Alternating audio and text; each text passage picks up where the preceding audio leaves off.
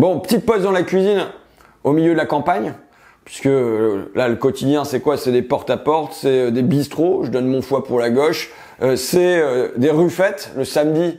On se met dans un quartier et puis il y a le Ruffin Circus en même temps, c'est-à-dire un gros ballon gonflable sur un camion. Sur le ballon, il y a marqué ils ont l'argent, on a l'argent, et puis ça défile avec un son enregistré de moi qui dit oyez, oyez, avis à la population, ici votre député François Ruffin. Et ouais, faut essayer de faire sortir les gens aux fenêtres, puis les mettre en bas de leur porte, et puis les tirer un peu, les ramener sur le public, la politique, quoi, par tous les moyens. Et on a de la chance. On fait ça avec un grand soleil. D'ailleurs, il y a des gens qui me disent mais tu fais du UV? Non, je prends des couleurs parce que je suis en Picardie. Et c'est presque un problème parce que là, on a regardé, ça fait depuis le 8 avril qu'il n'y a pas eu de vraie pluie en Picardie. T'imagines? Un mois sans pluie en Picardie. Alors que la pluie, je le répète à mes enfants, la pluie, c'est la vie. Donc ça devrait même être un sujet politique, cette sécheresse-là au cœur du printemps. Ceci dit, là on bronze. On bronze dans les raideries. Les raideries, c'est les braderies, c'est là où on chine, on vend des objets, on en achète et tout ça. Bon, donc voilà, on distribue des tracts à l'entrée, à la sortie, aux vendeurs. Et c'est comme ça qu'on prend des couleurs. Et on a besoin de faire cet énorme boulot, ici, dans notre coin, parce que c'est pas gagné d'avance. Loin de là. Moi, je me considère comme un challenger. Je suis 3e pour l'instant. Mélenchon est 3e dans la circonscription. C'est Marine Le Pen qui est première, loin devant. Donc c'est sa candidate qui est pour moi la favorite. Numéro 2, c'est Macron et donc macroniste. Numéro 3, c'est moi. Mais c'est parce que on va se bagarrer qu'on va remonter ce terrain-là. C'est parce qu'on va apporter quelque chose de personnel et qui est pas juste les grands discours nationaux, mais une proximité avec les gens que je crois qu'on peut y arriver. Mais c'est à nous de nous battre. Je le dis comme ça en blaguant, mais quand je vais sur un plateau de radio, on m'interroge la NUP et la NUP et la NUP. Je veux dire, dans toutes les rencontres que j'ai faites, il n'y en a pas une seule personne qui m'a parlé de la NUP, tu vois. Donc, pour moi, c'est une condition nécessaire. Ok, plutôt que de se diviser, de se chamailler entre nous, on est ensemble, mais c'est pas ça l'alliance principale qu'il y a trouvé. Hein. C'est pas l'alliance entre les partis, hein. C'est l'alliance avec les gens. Et pour l'instant, c'est pas fait. C'est recherché en permanence. Bon, alors du coup, on me parle de quoi? On me parle de handicap, on me parle de chasse, on me parle de logement, on me parle de travail, évidemment. Bon, on me parle de tout ça. Et moi, j'aime ça. Enfin, c'est vrai que j'aime être en campagne. D'abord parce que j'ai plus de temps que d'habitude. C'est d'habitude, je suis toujours en train de courir d'un train à l'autre, parce que avec ce mandat un peu bizarre qui fait que t'es député d'une circonscription, mais c'est quand même à Paris que ça se déroule, et donc t'es dans une espèce on te demande d'avoir un don d'ubiquité pour être à plusieurs endroits à la fois. Bon, et ben là, j'ai le temps. Tu vois, ce matin, je suis allé rencontrer le directeur départemental de la sécurité publique, donc le chef de la police, quoi. Hier, je rencontrais une militante du handicap sur l'autisme, qui a commencé par s'occuper de ses gamins, puis qui, ayant vu tous les problèmes, a abandonné son boulot et s'est lancé à fond là-dedans, qui tient des permanences à l'hôpital et qui essaye, et c'est un objectif qu'on devrait avoir, de démocratiser la MDPH, la maison départementale pour les personnes handicapées. Normalement, c'est comment on amène des citoyens ordinaires, des parents d'enfants en situation de handicap, des adultes handicapés, comment on les amène eux-mêmes à être en confiance devant des commissions là. Bon, j'ai visité la maison de retraite de Piquigny parce que j'avais reçu une lettre anonyme qui me disait que ça allait pas, mais je l'ai visité comme ça en allant rendre visite à une personne âgée. Il y a une militaire qui m'a raconté son passage au Mali et il me dit qu'elle est revenue plus du tout patriote. Tu vois, bon voilà, bah, c'est des rencontres comme ça. Tu vas dans un kebab et le gars il t'accueille, il dit ah ouais regardez j'ai dû mettre plus 1 euro sur les frites, c'est à cause du prix de l'huile parce qu'on n'arrive plus à en trouver. Donc j'ai augmenté le prix de ma barquette de frites de 1 euro. Et puis tu croises à la commémoration du 8 mai un gars qui travaille chez Brico Dépôt et qui dit bon en 10 jours on a dû changer 8000 étiquettes. Tellement les prix ils arrêtent pas de valser dans tous les sens quoi. Donc il parle des granulés qui ont pris plus 50%, enfin des produits que j'utilise jamais moi parce que franchement en matière de bricolage on trouvera bien meilleur que moi quoi. Mais bon voilà. Mais au milieu de tout ça, il y a des rencontres auxquelles je m'attache plus parce que je prépare la bataille des retraites. Tu sais, regarde, j'ai déjà mon dossier retraite, tu vois, il est déjà bien épais. Pourquoi? Parce qu'il faut se forger l'argumentaire. sociale, mais surtout en liaison avec le mouvement ouvrier, enfin écologique, de ce que ça veut dire passer à 65 ans. D'accord? Donc je bosse là-dessus, avec des rapports, mais aussi avec des rencontres. Il y a 2 rencontres qui m'ont marqué. Il y en a une, c'est Morissette, qui habite à Bertaucourt-les-Dames et qui travaille dans un atelier de logistique chez Auchan, quoi, en gros, mais pas les grands magasins, mais derrière, quoi. Et qui à la fois déplace les cartons avec sans doute une machine et qui derrière balaye, quoi. Bon, elle a la main broyée, les doigts qui vont pas bien, les genoux en compote. Elle portait, quand elle travaillait encore, à la fois des coudières, des genouillères, enfin, tu vois, et on l'appelait Robocop pour se moquer d'elle, c'était pas gentil, mais voilà. Et là, elle a dû arrêter. Et elle n'a pas de pension de retraite pour l'instant, et à 60 ans, 61 ans, je crois. Et elle n'a pas non plus de reconnaissance de son inaptitude, d'allocation adulte handicapé, tout ça. Et donc elle se retrouve dans un espèce de brouillard, pris entre les deux, trop usée, trop fatiguée à 60 ans, mais pas encore avec des droits à la retraite. Et ça, je veux dire un truc, c'est que je veux pas qu'on la transforme en victime et qu'on pleure sur son sort. Enfin, certes c'est triste, mais en même temps, tu vois, il y a quand même, j'ai senti une grande affection entre elle et son mari, et notamment quand elle travaillait encore. Son mari, quand il est passé à la retraite, eh ben, comme elle n'avait pas le permis de conduire, il allait la conduire et la rechercher tous les jours chez ID Logistique. Putain, c'est de l'amour ça quand même, non? Franchement, non? Bon, j'ai trouvé ça beau, quoi. Donc voilà. Et puis là, l'autre rencontre que j'ai faite, c'est avec Marc sur Amiens Nord cette fois-ci, qui habite un F1 tout petit. En plus, il a retrouvé une compagne avec laquelle il est pacsé, il veut se marier. Bon, c'est pas possible de vivre à deux dans une seule pièce qui sert à la fois de salon, de salle à manger, de chambre à coucher. Tu vois, t'as juste une mini cuisine à côté, c'est tout. Bon, il travaillait dans un restaurant qui lui payait pas ses heures supplémentaires. Il y a dû y avoir une embrouille. Il se retrouve licencié à 60 ans et paf, il passe au RSA, 486 €. Il avait un logement auparavant, il a fallu qu'il le lâche. Il vivait normalement, tu vois. Et là, il a fallu se serrer sur tout. Il se retrouve au Resto du Cœur. Et donc, il a eu quelques années comme ça à passer. Et maintenant, ouf, la CARSAT lui a accordé sa retraite, je crois à 66 ans ou quelque chose comme ça. Et du coup, il touche 1182 € et 22 centimes. Tu vois, c'est les gens quand ils sont pas riches, souvent ils savent te citer combien ils touchent. Non seulement à l'euro près, mais derrière la virgule, ils savent le compter aussi. Donc, je vais te le faire. 1122,82 €. Parce que je pense que j'avais rajouté 60 € et pour lui, ça aurait fait sans doute une certaine différence, tu vois. Faut être précis dans la vie. Parce que sinon, on va avoir le droit à un fact-checking sur Marc. 66 ans et 2 mois, tu vois. C'est bien ça. Morissette et Marc, l'une femme, l'autre homme, mais représentent un pan important des seniors aujourd'hui en France. Parce que le taux de personnes au RSA de plus de 60 ans, il a plus que doublé, il a augmenté de 152% ces 10 dernières années. C'est-à-dire qu'on a reculé l'âge de la retraite, on a réclamé des cotisations supplémentaires, et bien résultat, les gens ils sont plus en emploi. À 60 ans, il y a plus de la moitié des Français qui sont plus en emploi. Bon, et 40% qui estiment qu'ils ont une santé altérée. Bon, et ben ils sont plus en emploi, mais ils sont pas encore à la retraite. Et donc, c'est un espèce de truc flou, un marécage, et où là, ça peut être la chute dans la pauvreté. Quitte à remonter un petit peu après. Bon, 1122,82 €, c'est pas le paradis non plus, mais pour lui, ça lui permet de vivre, alors qu'auparavant, c'était juste de la survie. Bon. Et de la même manière, je veux pas non plus que, pour Marc, il y ait que, la victime, le pauvre. Les gens, même quand ils sont pauvres, ils sont pas que pauvres, tu vois.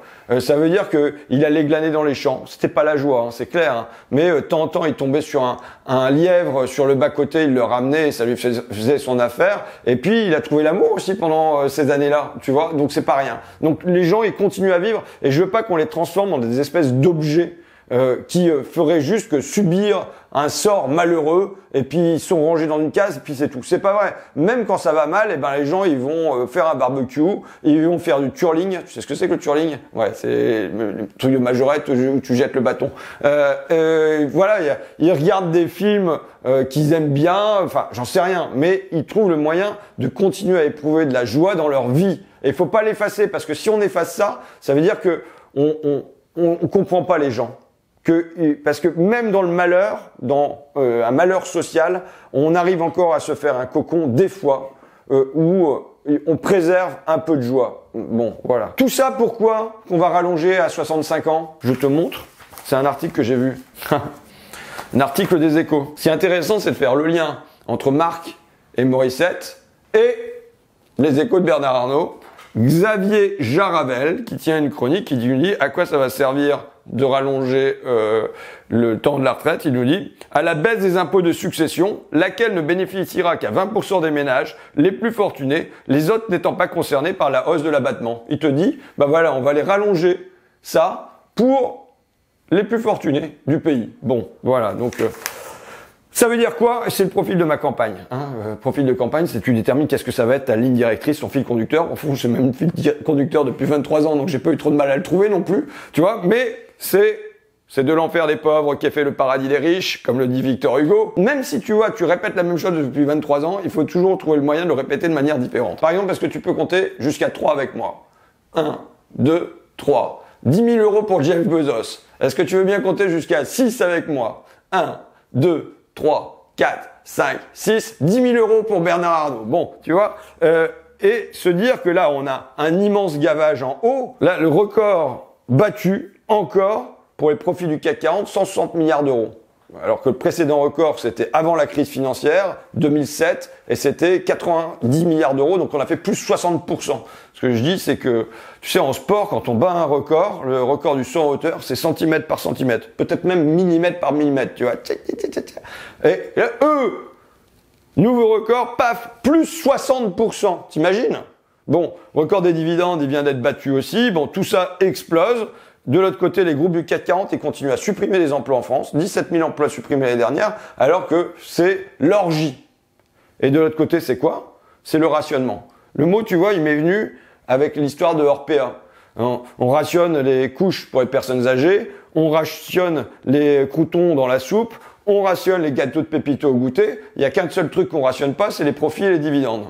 Bon, et je pense que cette histoire de rationnement, là, c'est le rationnement des retraites. C'est le rationnement des salaires.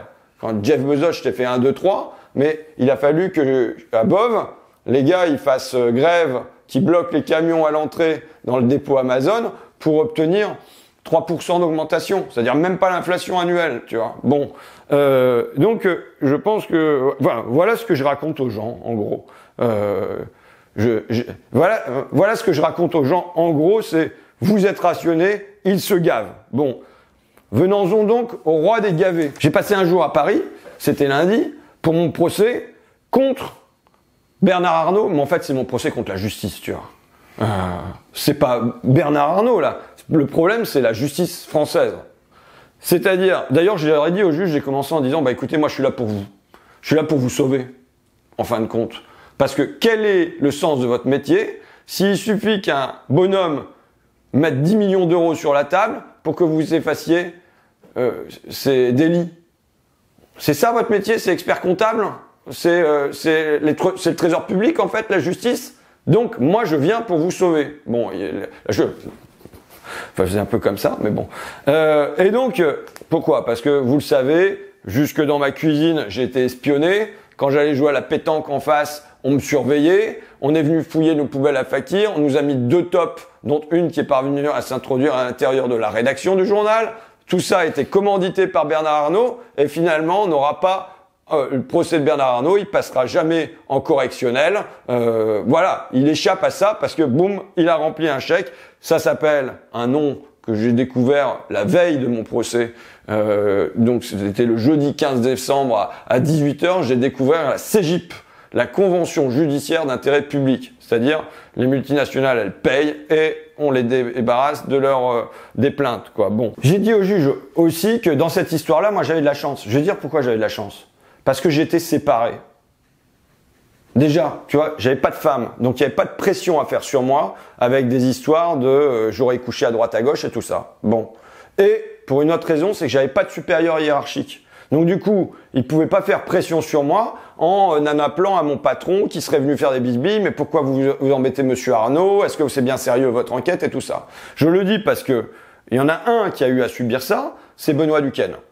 au moment où il était responsable de complément d'enquête, tu sais. Et Tristan Valex avait entamé une enquête sur Bernard Arnault, sur la délocalisation de ses usines en Roumanie, sur une partie de son argent qui se trouve en Belgique, sur sa volonté d'avoir peut-être la citoyenneté belge pour échapper à l'impôt sur la fortune en France. On est allé fouiller dans la vie privée de Benoît Duquesne pour lui chercher des histoires de femmes.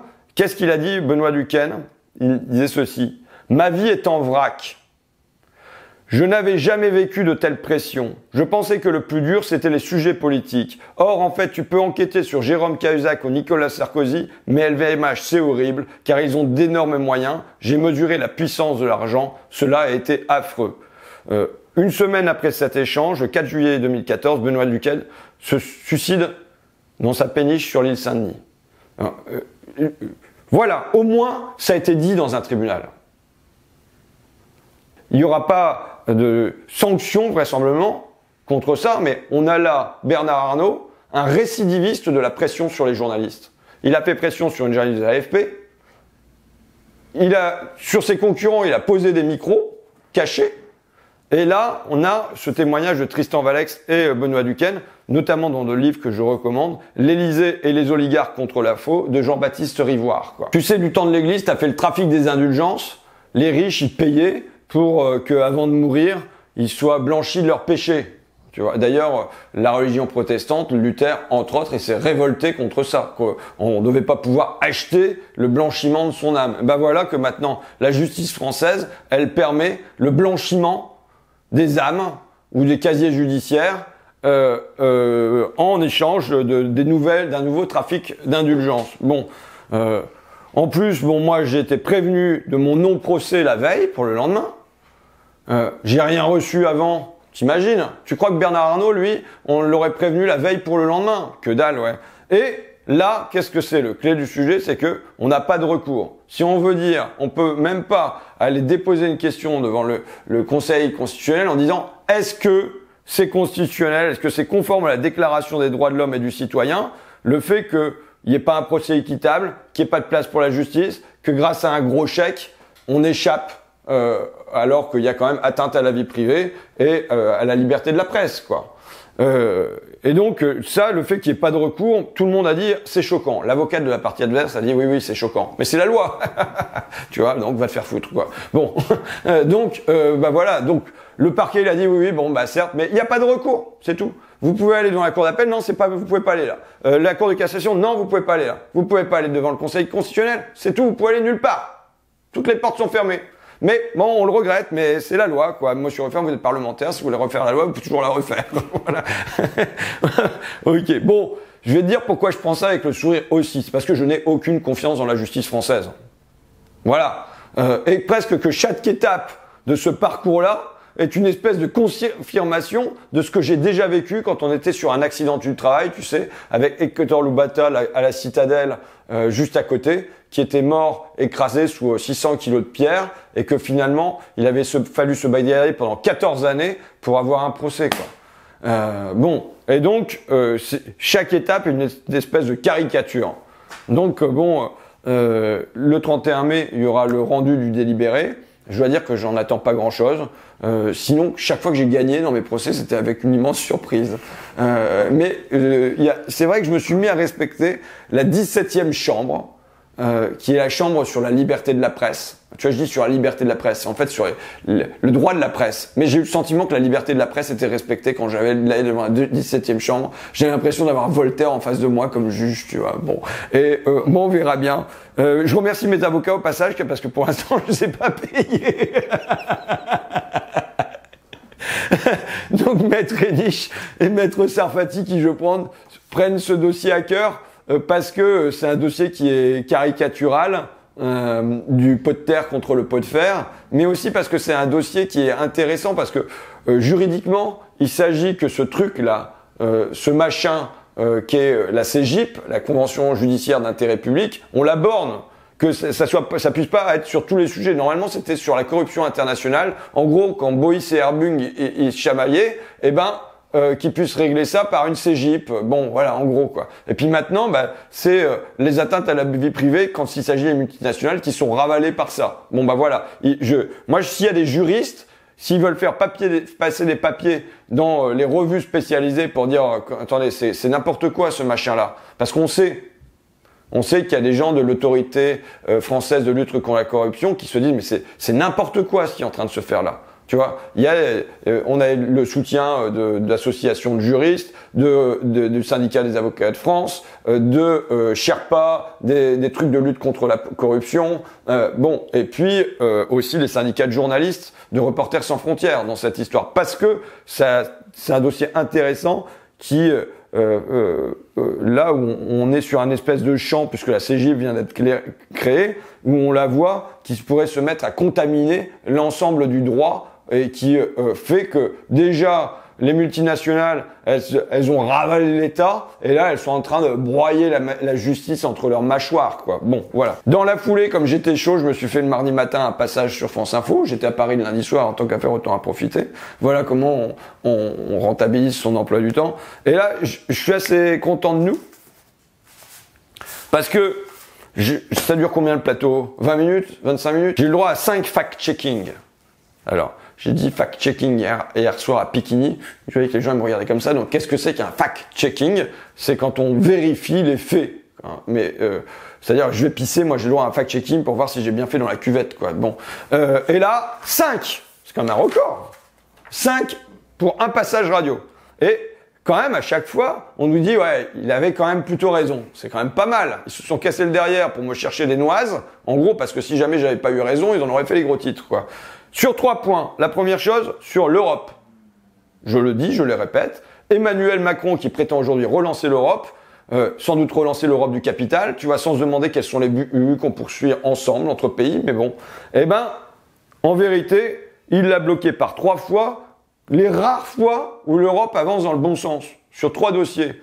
Congé paternité, où il n'y a pas eu d'allocation minimale, alors qu'au départ, la Commission européenne, le Parlement européen voulait qu'il y ait une rémunération qui soit liée à ça et que on le mette dans le texte, quoi. Bon, tac, effacé. Deuxièmement, sur la taxe sur les transactions financières qui a été vidée de sa substance, la France y participant. Et troisième point, c'est en ce moment-là, c'est au présent, c'est maintenant. Le Parlement européen et la Commission européenne veulent que, par principe, les travailleurs des plateformes de Uber, Deliveroo et compagnie soient reconnus comme des salariés, avec des droits des salariés, avec du droit au chômage, avec des droits au congé, avec des droits à la retraite, avec des droits aux accidents du travail, bref, qui deviennent des salariés.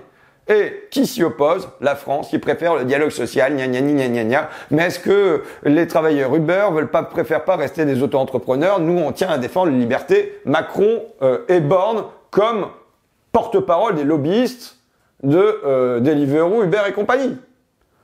Et donc, j'ai un fact-checking, 2 même sur ce thème-là, 2 pour le prix d'un. J'ai eu France Info, je crois, qui a fait un fact-checking, j'ai pas sorti là. En résumé, ça c'est quoi? TF1, bon. En résumé, la France, son gouvernement, Emmanuel Macron ont bel et bien marqué leur opposition à ces 3 réformes. Ceci dit, il est trompeur de penser qu'elle fut le seul État membre à en bloquer l'avancée. Bah oui, quand tu cherches à faire des cochonneries comme ça, t'as toujours des soutiens pour dire non, on va pas aller aider les travailleurs contre les entreprises. Tu vois, ça c'est sûr que tu auras toujours d'autres soutiens. Bon, donc c'est pas tout seul qu'il a fait ces cochonneries-là. Macron, il a été aidé, il a trouvé des copains. Deuxième chose, je vous l'ai dit tout à l'heure, c'est à 60 ans, la moitié des Français ne sont plus en emploi. Paf, fact-checking du Figaro. Ça, c'est quand même pas les copains, hein, là. Ils disent ça. Ils disent, bon, il faut y vérifier avec la DARES, la Direction de la Recherche, des Études et de l'Évaluation des Statistiques, et ils disent que, au final, la proportion est relativement proche de celle d'un senior sur deux, donnée par François Ruffin. Les chiffres sont donc globalement justes. Néanmoins, ils arrivent à ce raisonnement à la fin, tu vois. Ils disent, en revanche, repousser l'âge de départ à la retraite permet aux seniors de rester employables plus longtemps. Là vraiment, il faudrait qu'ils rencontrent Marc et Morissette au Figaro, tu vois. Parce que je me demande comment Morissette, qui a tout broyé de partout, si on lui repousse l'âge de la retraite un peu plus longtemps, ça va la remettre d'aplomb pour retrouver du boulot, tu vois. Mais ça, ils vont aller l'expliquer à Morissette, le Figaro. Bon, faudrait les mettre en contact. Bon, mais c'est le genre de truc, tu vois. C'est justement, c'est notre rôle, cette mise en contact des deux, tu vois. Cette percussion entre le Figaro et Morissette par le biais des statistiques de l'INSEE et tout ça. Parce que c'est le genre de rencontre qui se produit jamais dans la vie réelle. Donc bon, nous on est là pour la produire intellectuellement. Dernier point, quand même, j'étais assez fier. François Langlais sur RTL, c'est quand même pas normalement l'économiste le plus proche de la France insoumise, qui dit à propos de l'indexation des salaires. Alors j'ai eu d'autres remarques, là plus chez nous, qui disent mais attends, l'indexation des salaires, c'est pas dans le programme de la France insoumise. Bah, alors, on va pas s'arrêter de penser. Je veux dire, la vie, elle continue d'évoluer. On va être à plus 7% d'inflation. Ok, il y a le blocage des prix. Je vous donne mon raisonnement. Le blocage des prix, j'ai lu des trucs là-dessus. On m'a fait des notes, et ainsi de suite. C'est une mesure qui peut être utile de manière temporaire. Oui. Mais là, on a une inflation qui n'est pas conjoncturelle, qui est une inflation structurelle, qui est notamment due à ce par quoi on a commencé, la sécheresse. La crise environnementale produit une pénurie, pas encore pénurie, mais enfin moins de matières premières, et du coup une hausse de leurs coûts, et de ce fait-là, une inflation qui est structurelle, qui est inscrite dans la durée, parce que cette crise environnementale ne va pas cesser demain. Et donc, le blocage des prix peut être une solution temporaire, par exemple face à la crise en Ukraine, ça peut être utile sur le gaz et l'électricité, mais structurellement, on va avoir une inflation dans la société. Et donc, il faut une réponse structurelle. Le blocage des prix, ça peut pas être ça. Donc, il faut doubler ça de l'indexation, je propose. Moi, je le mets dans le débat. Tu vois, il faut imaginer des solutions. En plus, c'est des solutions qui ont déjà existé. Qu'il y ait une indexation des salaires, on peut dire jusqu'au niveau médian, jusqu'à 2000 euros, une indexation des salaires, une indexation des minima sociaux, une indexation des retraites sur l'inflation. C'est quelque chose qui a existé en France, et François Langlais le dit, hein, d'abord, il dit, ce n'est pas forcément une mauvaise idée. Cette question est de plus en plus légitime. Putain, c'est déjà pas mal, quand même. Moi qui n'ai pas toujours eu des bonnes notes à l'école, tu vois. Bon. C'est quelque chose qui a existé en France jusque 1983. Ah, tiens, tu mettras le graphique, là, tu vois, de ce côté-ci, ou alors de ce côté-là. Tu mettras le graphique, mais moi, j'ai bossé sur cette question, et c'est le moment où se produit le hold-up géant. Tranquille. Invisible.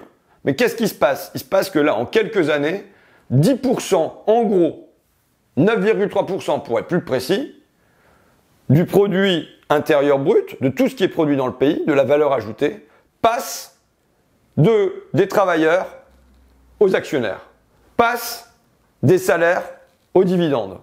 Et t'as la courbe qui plonge des salaires, t'as la courbe des dividendes qui explose. Pile au moment où on produit cette désindexation des salaires sur l'inflation. Et donc c'est un élément clé de ce moment, c'est la rupture économique, elle est liée à ça. Et évidemment, pour remettre un peu dans sa cage le capital c'est comme un phoque, il faut lui mettre dans sa cage avec des barreaux. Ok, il continue, on le tue pas, forcément, mais derrière la cage, tu vois, et les barreaux. Ben là, tu le remets derrière la cage, une cage, c'est l'indexation des salaires, qui fait que il y aura sans doute moins de dividendes demain, et plus de salaires.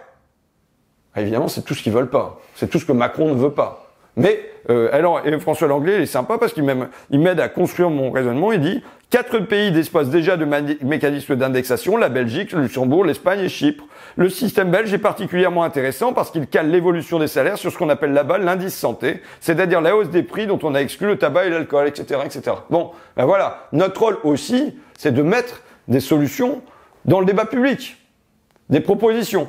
Et de continuer à penser. C'est un peu compliqué, vous savez, de continuer à penser quand évidemment on va rencontrer Marc Morissette, le chef de la police, les pompiers, tu vois, bon, mais il faut continuer. Et tu vois, là, je viens de lire un podium de dingue, mais pour qui? Je mens parce que j'ai pas tout lu encore, mais enfin bon. De Maxime Combes. Le début est vachement bien. Ouais, tu vas dire, c'est vraiment la preuve que j'ai pas tout lu, quoi. Tu vois, ça commence par « Vous avez besoin d'argent, je vous en donne ». Et c'est qui dit ça? C'est Bruno Le Maire qui dit ça, ministre de l'économie et des finances. Et je regarde en bas, c'était prononcé le 1er octobre 2020 devant BPI Inno Génération, c'est-à-dire devant les chefs d'entreprise. Je répète, vous avez besoin d'argent, je vous en donne. Et il poursuit, c'est dans ces moments de crise qu'il faut profiter de l'argent de l'État. Mais ça, Bruno Le Maire, il n'est pas allé le dire à Marc et à Morissette. Tu vois, il l'a dit aux chefs d'entreprise. Allez-y, gavez-vous. C'est le moment. Là, quand je vais devant les immeubles à Abbeville, pour essayer de faire sortir les gens et je commence par crier « Vous voulez de l'argent? Je vous en donne !» Bon, là, t'entends quelques volets. Il dit « Non, je vais vous décevoir. C'est pas moi qui dis ça, c'est Bruno Le Maire. Et il vient pas vous le dire dans votre quartier, là, du Soleil Levant, à Abbeville. Il allait le dire devant les chefs d'entreprise. Et il leur a dit « C'est le moment. C'est le moment pour l'État d'ouvrir son portefeuille. Profitez-en. » Mais c'est pas à vous qu'il est venu le dire. Tu vois, bon, j'essaye de faire rire les gens qui ont pas toujours envie de rire, hein, tu vois, parce qu'ils sont en colère. Faut voir, hein, c'est une campagne qui est pas du tout facile, parce que c'est pas une campagne qui est traversée aujourd'hui par la joie et l'espérance dans mon coin. C'est vraiment, on sent du ressentiment, de la colère. Encore Macron, on va s'en taper 5 ans avec le banquier de l'Élysée. Stop, quoi. Et un certain écœurement qui s'est installé dans le pays. Eh ben nous, on arrive avec notre ballon, notre Ruffin Circus. Nos ruffettes, nos boules de pétanque, nos karaokés, bon, en essayant de remettre quand même de la joie et de l'espérance dans tout ça, et j'y retourne. Voilà. Bon, bah, et vous êtes les bienvenus dans ma campagne, en ligne, au loin, de près, en Picardie, où il n'y a même plus la pluie. Tu vois, Galabru, bienvenue chez les Ch'tis pour applaudir oh, le Nord, tu vois, la pluie du Nord, la grisaille, tu vois, enfin refaire le film de Danny Boone bientôt. Parce que ça va devenir la nouvelle Côte d'Azur. En fait, dans le Sud, ils pourront plus vivre là-bas. Ils vont tous venir chez nous.